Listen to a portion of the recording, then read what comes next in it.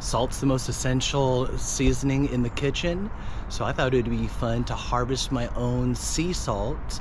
I made this out of ocean water, and now I have an option of flavoring it with garlic that I'm growing, or maybe some oregano or rosemary.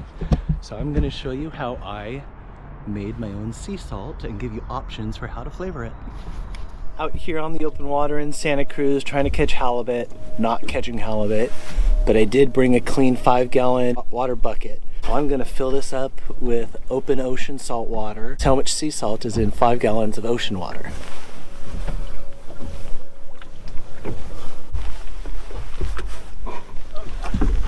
Let's go for it.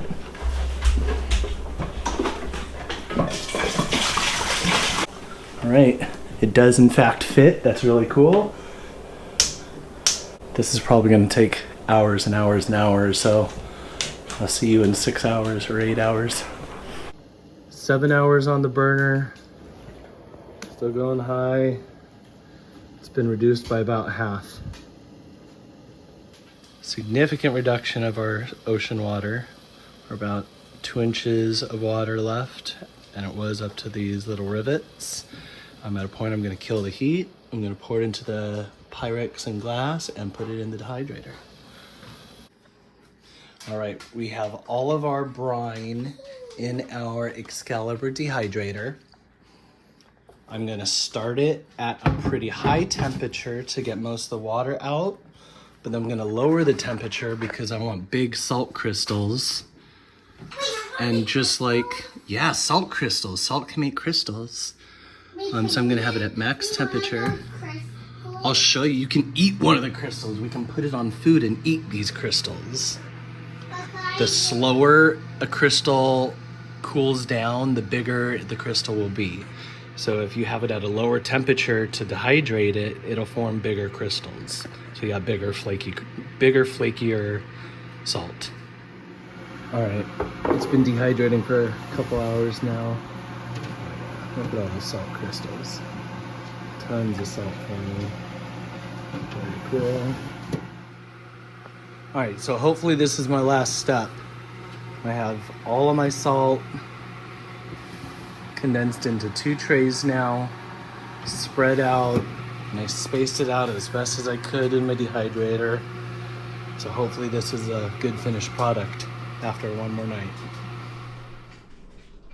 All right, my salt project is finally complete. So let's weigh it out and see how much salt we got out of 5 gallons of ocean water.